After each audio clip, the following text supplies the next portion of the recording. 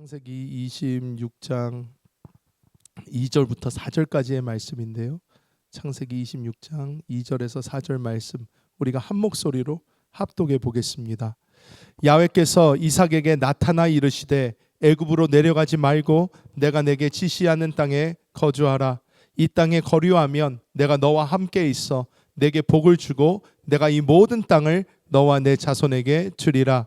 내가 내 아버지 아브라함에게 맹세한 것을 이루어 내 자손을 하늘의 별과 같이 번성하게 하며 이 모든 땅을 내 자손에게 주리니 내 자손으로 말미암아 천하 만민이 복을 받으리라.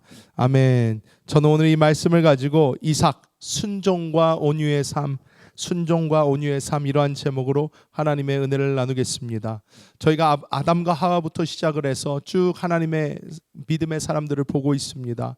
아담과 하와, 가인과 아벨, 셋을 지나서 우리가 이제 에녹이 어떻게 올라갔으며 에노스의 때에 하나님의 이름이 불렸고 그 다음에 에녹이 하늘로 올라갔으며 또 노아의 시대를 어떻게 지나왔고 그리고 이제 아브라함을 통해서 하나님이 이제 이 히브리 민족을 시작하신 것을 우리가 함께 나누었습니다. 오늘은 이 아브라함의 독자, 어떻게 보면 이 아브라함의 이 사라에게서 난 유일한 아들인 이 이삭, 이 이삭은 어떠한 삶을 살았으며 이 이삭의 삶을 우리가 함께 보면서 하나님께서 우리에게 주시는 그 은혜를 나누고자 합니다. 여러분, 이삭은 성경에서 볼 때에 가장 유명한 것은 아브라함이 하나님의 말씀을 듣고 이삭을 제물로 바친 그 장면이 아무래도 가장 유명한 장면이다 말할 수 있습니다.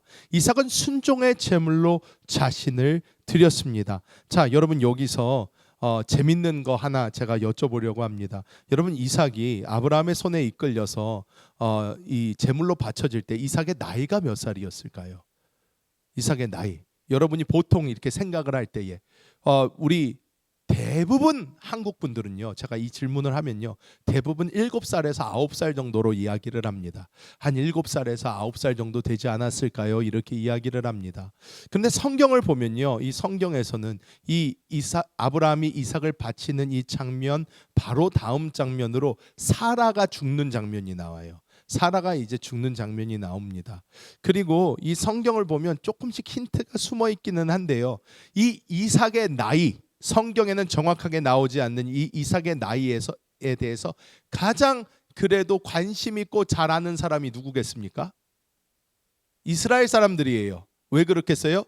이 이스라엘은 아브라함이 조상이잖아요. 어떻게 보면 당군 할아버지 이야기란 말이에요. 그런데 유일한 자신들의 조상 아브라함이 이삭을 낳고 이삭으로부터 자기들이 나오니까, 그러면 이삭이 몇 살인가? 이스라엘 사람들은 어떻게 생각을 할까요? 유대인들이 생각하는 이삭의 나이, 아브라함이 이삭을 데리고 모리아산에 올라갔을 때 나이가 39살이라고 합니다. 이스라엘 사람들은 이삭이 39살 정도 됐을 거다 이렇게 생각을 한다고 합니다. 그렇다면 왜 한국 사람들은 7살, 9살을 생각하고 이스라엘 사람들은 39살을 생각을 할까요? 여러 가지 이유가 있을 수 있겠지만 성경을 일단 보면요, 성경에는 어떻게 나오냐면 아브라함이 이 번제를 드릴 제물과 종들과 이삭을 데리고 같이 갑니다. 같이 갔는데 이 모리아 산에서 이제 제사를 드리러 갈 때에 아브라함의 나이가 이제 이삭이 39세였으면 아브라함의 나이는 139세란 말이에요. 139세의 아브라함이 올라갈 수가 없는 거예요. 짐을 지고. 그러니까 어떻게 하냐면 이삭에게 나무짐을 지게 합니다. 나무짐을 지게 해요. 올라가라고 하면서 종들은 밑에다 두고 이삭만 데리고 올라가는 장면이 나옵니다. 근데 이삭이 7살에서 9살이었으면 죽었다 깨어나도 그거 못합니다. 몸이 안 돼요. 그렇게 할 수가 없어요. 그리고 사라가 이삭이 40살 때 죽었어요. 근데 성경의 이 흐름과 내용을 볼 때에 이스라엘 백성이 생각하기에, 유대인들이 생각하기에는 이삭이 39 정도 되고 이삭의 이 사건이 있은 후에 사라가 죽었을 것이다 이렇게 이제 생각을 합니다. 그런데 이제 문제가, 한국 사람들은 왜 이거를 7살, 9살을 생각하냐면 대부분 이삭이 바쳐지는 그 장면을 그린 그림들이 이삭이 다 되게 조그맣게 나와요. 조그맣게 나오고, 그리고 플러스 이삭이 아이여야 말을 잘 들을 것이다라는 생각이 있어요. 그런데 우리가 알아야 되는 것은요, 성경적인 가족관이 여기서도 나와요.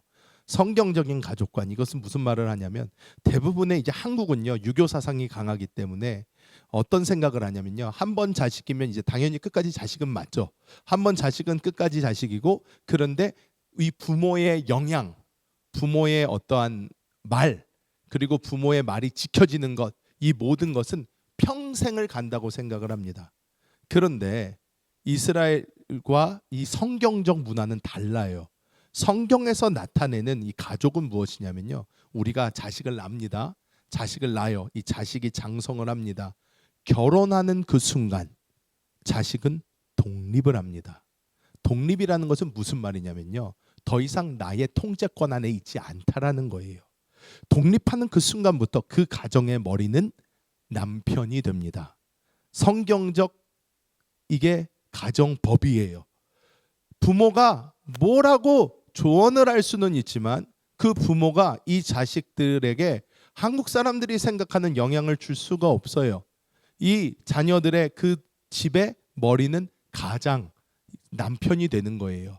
남편이 그 자녀들을 그래서 키우고 그 자녀들이 가야 할 길을 보여주고 하는 것입니다. 반대로 얘기를 하면, 결혼하기 전에는 내가 나이가 40을 먹든 50을 먹든 60을 먹든 결혼을 안 했으면요, 평생 부모님의 권위 아래서 살아야지. 그게 성경적인 거예요. 그게 성경적인 거예요. 그런데 이삭이 이때에 어떤 나이였냐? 나이가 39이어도요 결혼을 안 했어요. 왜? 이삭은 언제 결혼했죠? 사라가 죽은 다음에 결혼했습니다. 그러니까 40이 넘어서 결혼을 했어요. 그 말은 무슨 말이냐? 이삭은요 나이가 39을 먹어도 아버지의 권위 아래에 있었어요. 그렇기 때문에 이 이삭이 올라갔습니다. 그런데 이 이삭이 이름의 뜻이 무엇인가요? 아시는 분은 아실 텐데 웃음이라는 뜻이에요. 그 사라가 어땠어요? 사라가 천사가 와서 내년 이맘쯤이면 너가 이제 애를 가질 것이다 그랬더니 사라가 웃습니다. 아이고, 내 나이가 이제 90인데, 내 나이가 90인데 내가 무슨 청춘도 아니고 내 나이가 90인데 무슨 아이를 갖냐. 아이고 우습다. 저런 얘기를 어떻게 저렇게 하실 수 있을까? 웃는데 천사가 알죠. 들어가서 이제 사라랑 헤어질 때 얘기합니다. 너 웃었다. 하나님이 한대인데 너 왜 웃냐? 그랬더니 사라가 이제 무섭죠. 아이고 이러다가 벼락 맞는 거 아닌가. 그러니까 안 웃었어요. 저 안 웃었어요. 그랬더니 천사가 아니라 네가 웃었느니라 해서 사라가 이 아들의 이름을 뭐라고 짓습니까? 이삭이라고 지어요. 웃음이라는 뜻입니다. 그런데 이 이삭의 삶이 39이라고 친다면, 이 39살 때 이 할아버지 아브라함과 함께 제사를 드리러 올라가서 아브라함이 갑자기 이런 얘기를 하는 거예요. 너를 하나님께서 제물로 바쳐 주기라 하셨다. 139세의 할아버지와 39살 아들의 이야기입니다. 여러분, 여기서 아브라함이 순종한 건가요? 이삭이 순종한 건가요? 이 이야기를 알면요, 여러분, 이거는 이삭이 순종한 거예요.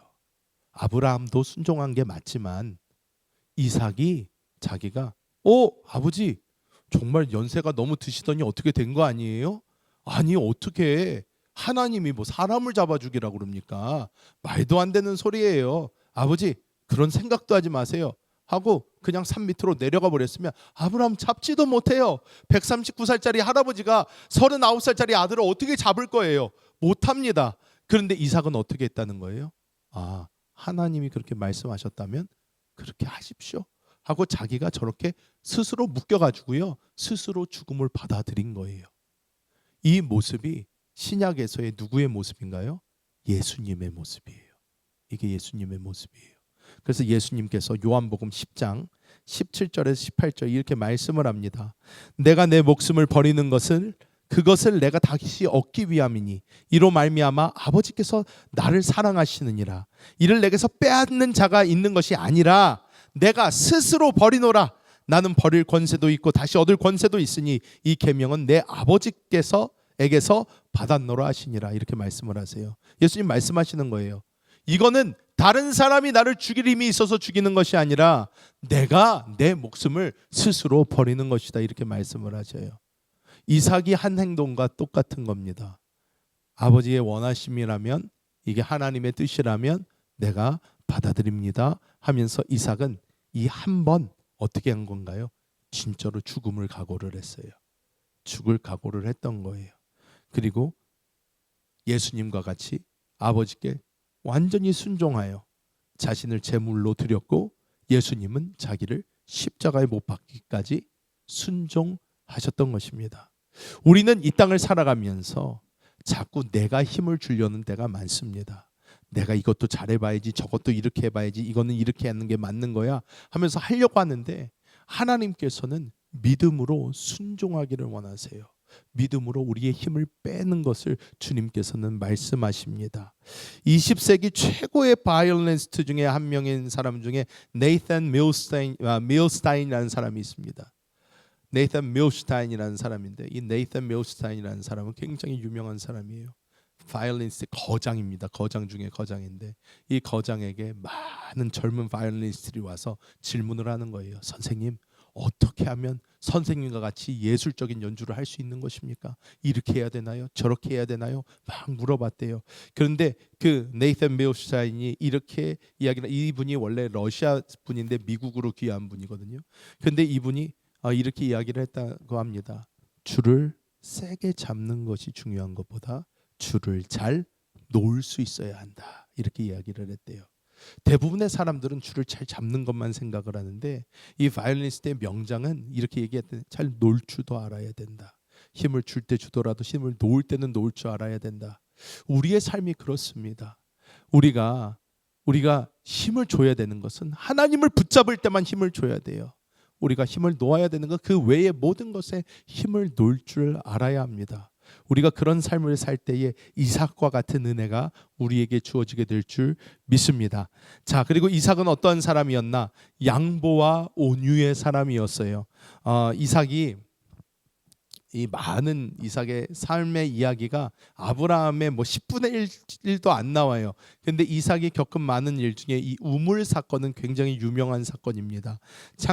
창세기 26장 19절에서 22절까지에 나오는데요. 우리가 함께 보면, 이삭의 종들이 골짜기를 파서 샘 근원을 얻었더니 그랄 목자들이 이삭의 목자와 다투어 이르되 이 물은 우리의 것이라 하매 이삭이 그 다툼으로 말미암아 그 우물 이름을 에색이라 하였으며, 또 다른 우물을 팠더니 그들이 또 다툼으로 그 이름을 신나라 하였으며, 이삭이 거기서 옮겨 다른 우물을 팠더니 그들이 다투지 아니하였으므로 그 이름을 르호봇이라 하여 이르되 이제는 야훼께서 우리를 위하여 넓게 하셨으니 이 땅에서 우리가 번성하리로라 하였더라. 아멘. 그 당시에 이 이삭이 거주하던 지역은요, 이 블레셋 지역이에요. 오늘로 얘기하면 팔레스타인 쪽에서도 약간 그 밑에 지방인데, 이 지방은요 반사막입니다. 그냥 사막이에요. 거의 사막과 같다고 보시면 돼요. 자, 그런데 여기에서 우물이 있다라는 것은 가지는 의미가 많았어요. 무엇이냐면, 사람이요, 그 당시만 해도요, 여러분 이 당시만 해도 막 나라가 짝짝짝짝 지도가 줄이 착착착착 거 있던 그런 시절이 아니에요. 대강 여기서부터 여기까지가 우리 거고 저기서부터 저기까지 우리 거고. 근데 그때만 해도요, 땅을 파가지고요 물이 나오잖아요. 우물이 나오잖아요. 그러면 이 우물 주변에 있는 땅이 이 사람 거가 됩니다. 왜? 우물이 그만큼 중요해요. 물이 잘 없는 지역이니까 이 우물이 있어야 농사도 질 수 있고, 이 물이 있어야 염소도 먹일 수 있고 양도 먹일 수 있고 살 수가 있는 거예요. 삶의 터전, 완전 중심이라는 거예요. 근데 이삭이 종들을 데리고 이렇게 가서요, 첫 번째 땅을 팠어요. 땅을 팠는데 물이 나옵니다. 여러분 요즘에 그런 거 보시지 않았나요? 교회들도 많이 해요. 요즘에 아프리카에 우물 만들어주는 그런 사역. 교회에서도 돈 모아서 우리 아프리카 어느 종족에게 우물 하나 파줍시다. 이 사람들 이걸로 먹고 살 수 있게 해줍시다. 요즘에도 많이 하거든요. 근데 여러분 그거 아세요? 교회가 돈을 모아가지고 거기 가서요 우물을 파는데요, 우물을 분명히 이 땅 속에 지하수 이런 거 탐지기 다 써가지고 해가지고 뚫었는데도요, 여기서 물이 계속 나올 거라는 보장이 없어요. 물이 조금만 나올 수도 있고요, 많이 나올 수도 있습니다. 이거는 아무도 모른대요. 요즘 그걸로도 안 된대요. 그래서 우물을 10개를 파면 그중에 성공하는 게 몇 개밖에 안 된다, 이런 이야기를 하더라고요. 요즘에도 그렇습니다. 근데 이삭 시대는 어떤 시대예요? 이때는요, 옷도 변변치 못하게 입고 다니는 시대고요. 뭐 청동기가 있었나, 이때가 청동기 시대라고 하나? 이때 뭐 아무것도 없을 때예요. 무슨 드릴이 있습니까? 무슨 포크레인이 있습니까? 아무것도 없어요. 아무것도 없는 그 시대에, 그리고 무슨 집안 탐지 시설이 있습니까? 아무것도 없어요. 그런데 이삭이 가가지고요, 여기 한번 뚫어보자. 퍽 뚫었는데 물이 나와요. 그랬더니 주변에서 보고 있다가 뭐야, 물 나오네? 와가지고 싸워요. 야, 그거 우리 거야. 싸우니까 이삭이 어떡합니까? 가자. 다 데리고 떠나요. 조금 더 멀리 갑니다. 또 한 번 땅을 팝니다. 또 물이 나와요. 그랬더니 저기도 물 나온다. 야, 이거 우리 거야. 이삭이 가자. 또 떠나요. 세 번째 땅을 또 팝니다. 물이 또 나와요. 이거는요, 매주 로또를 샀는데 로또가 매번 맞는 거랑 똑같은 확률이에요. 말이 안 돼요. 말이 안 되는 확률이에요. 말이 안 되는 확률이에요. 그리고 이게 가진 금전적 가치는요, 말할 수가 없어요. 그 당시에. 그런데 이삭이요, 첫 번째 팠는데 누가 자기 거라고 그러니까 줘버리고 떠나요. 두 번째도 팠는데 또 터져요. 자기 거라고 그러니까 주고 또 떠나버려요. 세 번째를 딱 파서 또 물이 나오니까요. 그 당시에 사람들이 볼 때 이 사람은 어떤 사람이에요? 하나님의 사람이에요. 저 사람 건들면 큰일 나겠다. 세 번 팠는데 세 번 물이 다 나와? 말이 안 되는 거예요. 무서운 거예요. 그걸 보는 사람이 무서운 거예요. 와, 어떻게 저럴 수가 있지?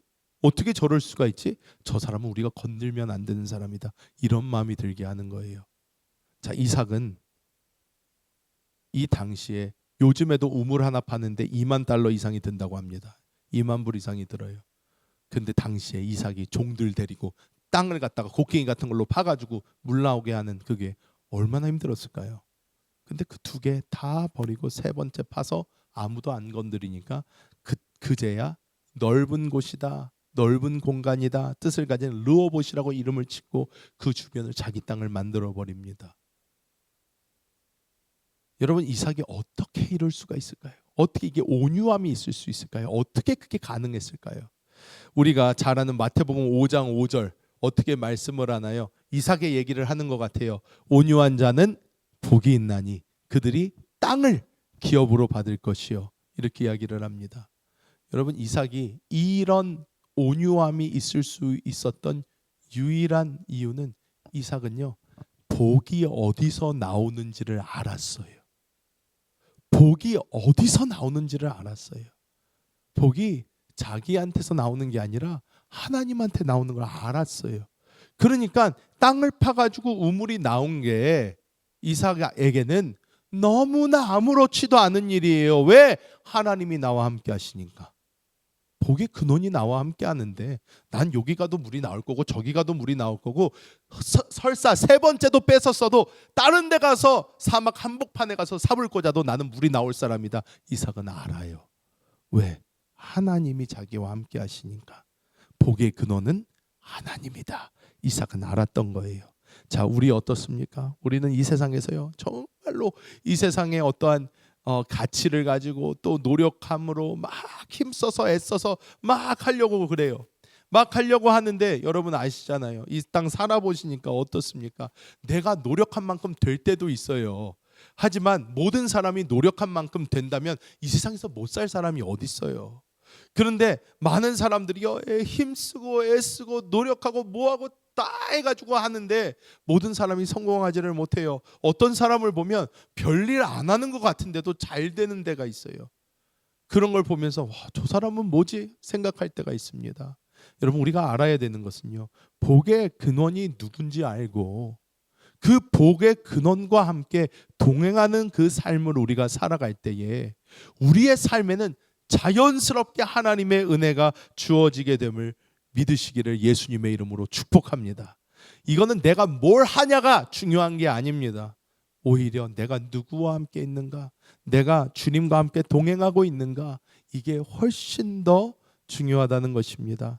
여러분, 옛날 인도의 선교사님 중에 이 스탠리 존스라는 분이 있어요. 이 스탠리 존스.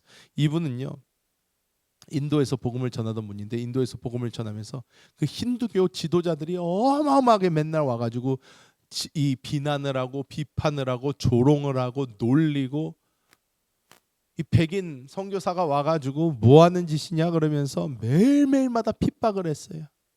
핍박을 했는데 다른 사람들이 아유, 선교사님 뭐가 부족해가지고 저런 무지렁이들한테 저렇게 욕을 먹고 조롱을 받고 계십니까? 아유, 한번 들이받으세요. 싸우세요. 그런데 이분은요, 아닙니다. 기도합시다 하고 매일 기도만 했대요.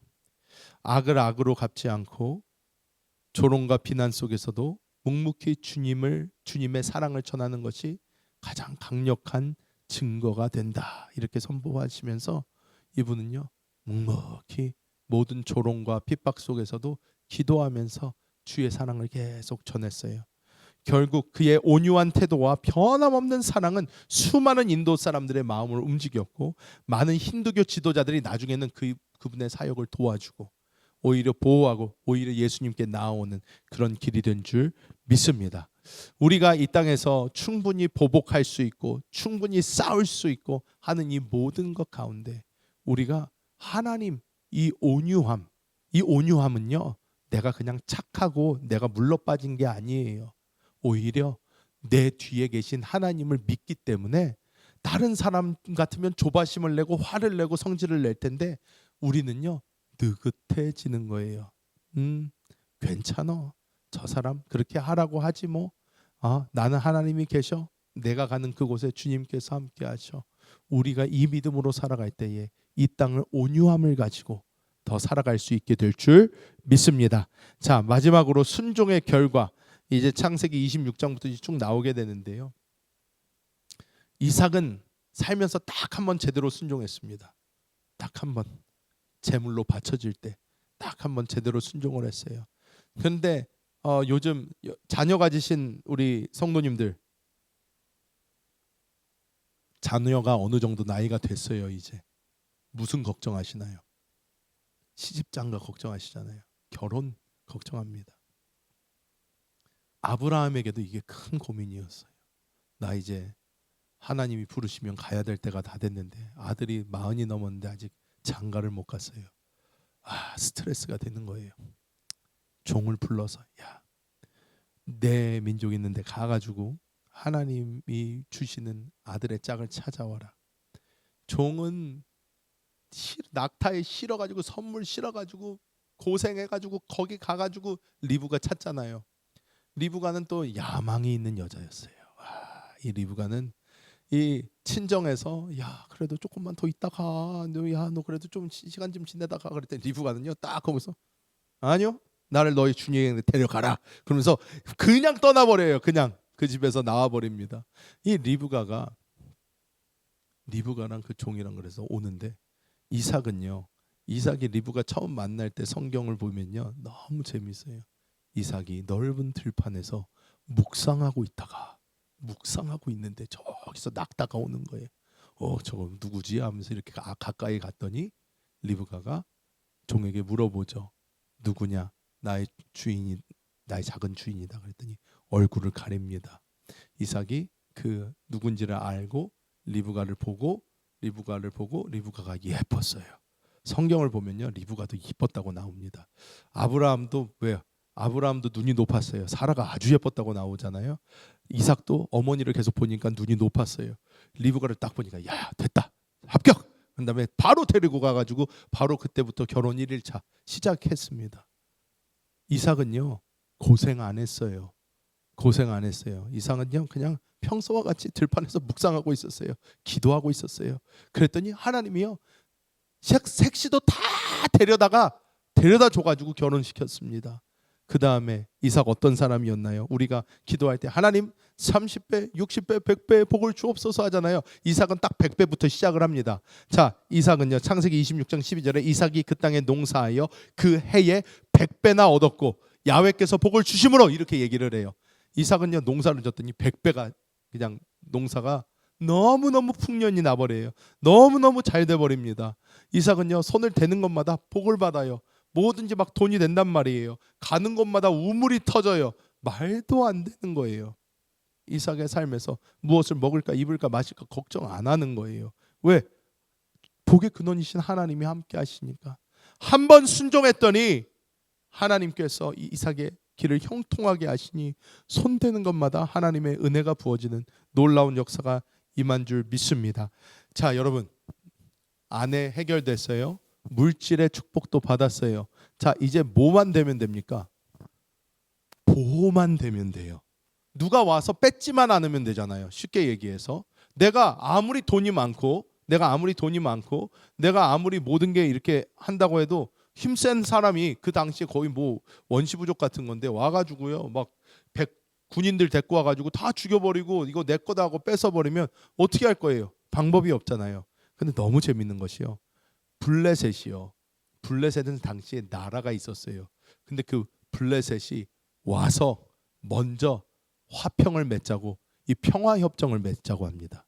블레셋이 먼저 와서 이 얘기를 합니다. 여러분 아시죠? 성경의 블레셋, 골리앗이 나왔던 그 블레셋, 요 영어로 하면 팔레스타인이에요. 팔레스타인. 자, 이 블레셋에서 와서 어떻게 합니까? 화평을 맺자고 해요. 창세기 26장 28절에서 29절 나오는데 제가 읽어드립니다. 야훼께서 너와 함께 계심으로 우리가 분명히 보았으므로 우리 사이에 맹세하여 너와 계약을 맺으러 하노라. 너는 야훼께 복을 받은 자니라. 이게 누가 한 말인지 아십니까? 블레셋의 왕 아비멜렉이 한 말이에요. 블레셋의 왕이 와가지고요, 친선 조약 맺자, 평화 조약 맺자. 누구랑요? 한 나라의 왕이 개인한테 와서 하는 소리예요. 여러분 이게 말이 됩니까? 말이 안 돼요. 나라 대 나라는 들어봐도 나라 대 개인이 무슨 뭐 이런 거를 해요. 나라가 개인에게 부탁을 하는 거예요. 너는 하나님의 복 받은 사람이다. 내가 보니까 이거는 확실해. 너는 하나님께 복 받은 사람이고 하나님이 너와 함께 하시는데 괜히 너랑 관계가 틀어져 버리면 야, 우리나라 어떻게 될지 모른다. 그러니까 우리 서로 친하게 지내자. 우리 서로 공격하지 말고 우리 잘 지내보자. 블레셋의 왕이 와서 하는 얘기예요. 여러분, 이삭은요 가만히 있었습니다. 가만히 있어서 우물도 뺏는 거 다 줘버려요. 그리고 자기가 더 이상 안 뺐으니까 거기에서 이제 터잡고 사는 거예요. 자기는 별로 한 것도 없는데 자기가 만지는 것마다 막 복을 받고 하나님이 함께 계심이 보이니까 다른 데서 먼저 와서 평화조약 좀 맺자고 합니다. 자기는 건드리지도 않았는데. 여러분 우리의 삶 어떻습니까?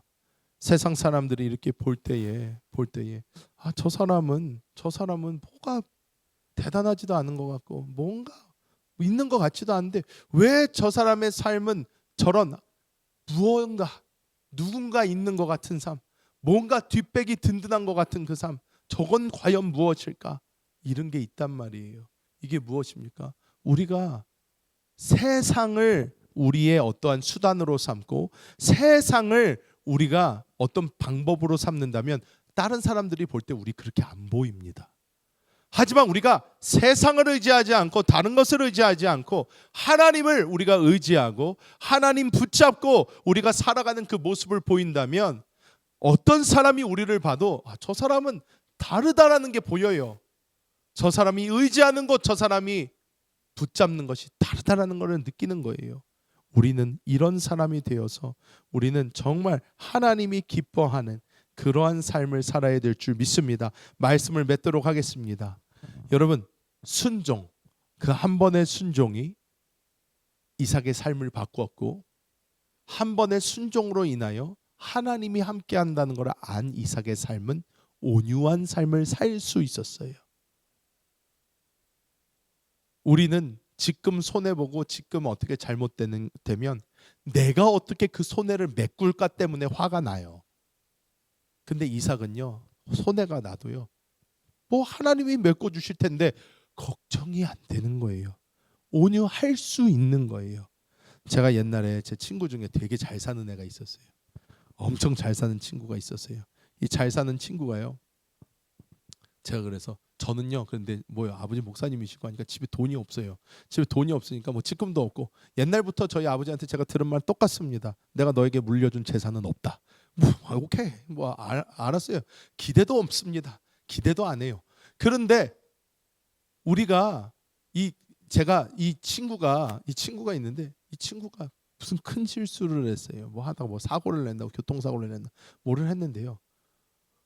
저 같았으면 되게 약간 깜깜해지는 그런 순간인 거예요. 야, 이거 어떻게 물어주고 이거 어떻게 하고 내 선에서 어떻게 처리를, 우리 아버지 돈 없으니까 내가 처리를 해야 되는데 내가 처리를 하면 이걸 어떻게 처리를 해야지? 내가 뭐 어떤 식으로 이걸 갚을 수 있을까?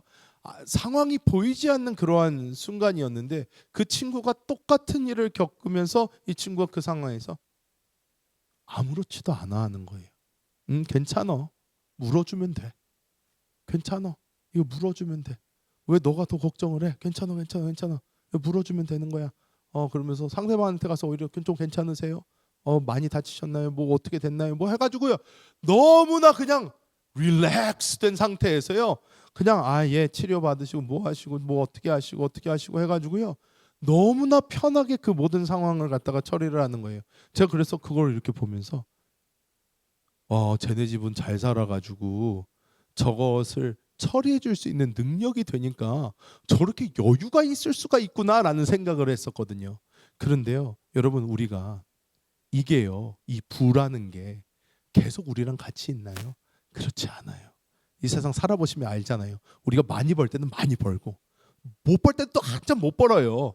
그러다가 이게 왔다리 갔다리 이렇게 하면서 사람들이 다 그렇게 살아요. 무슨 재벌가가 아닌 이상은 다 그래요. 모든 사람들이. 삶의 인생에 굴곡이 없는 사람 단 한 명도 없습니다. 다 굴곡들이 있어요. 그런데 우리가 이 굴곡에 따라 물질에 우리가 목을 메고 있으면 잘 될 때는 되게 여유롭고요. 안 될 때는 또 어떡하지 여기서 요거를 어떻게 하고 저거를 어떻게 하고 이렇게 된단 말이에요. 그런데 하나님께 삶을 맡긴 사람들은요, 잘 돼도 할렐루야, 안 돼도 할렐루야, 이래도 감사, 저래도 감사, 주님이 나와 함께 하신데 뭐 죽으면 천국인데 할렐루야, 그러고 가는 거예요. 이게 우리의 삶이 돼야 된다는 거예요. 이삭이 하나님께 순종하고 자기의 목숨을 드렸을 때에 하나님이 이삭의 삶을 책임지신 것처럼 여러분 주님 붙잡고 주님 얼굴 구하며 나아가실 때 하나님이 여러분의 삶, 여러분의 자손의 삶까지 책임지실 줄 믿습니다. 기도하겠습니다. 하나님 감사합니다. 하나님, 우리는 정말 아무것도 할 수 없는 그러한 사람입니다. 하나님께서 불러주셔서 하나님의 은혜 가운데 있게 하여 주심을 감사합니다. 하나님, 이삭이 어떠한 삶을 살았는지 저희가 보면서 저희도 이삭같이 살기 원합니다. 우리가 그냥 하루하루 나를 믿고 나의 노력으로 나의 의지로 사는 것이 아니라 하나님께 순종하고 맡겨드린 삶 살게 하여 주사, 이삭이 그랬던 것처럼 우리도 주님 안에서 온유하게 겸손한 삶을 살며 하나님이 주시는 풍성함 안에서 늘 주님을 찬양케 하여 주시옵소서. 감사를 드리며 우리 주 예수님의 이름으로 간절히 기도하옵나이다. 아멘. 우리 이 시간 하나님의 부르심 함께 찬양하고 우리 기도하는 시간 갖도록 하겠습니다.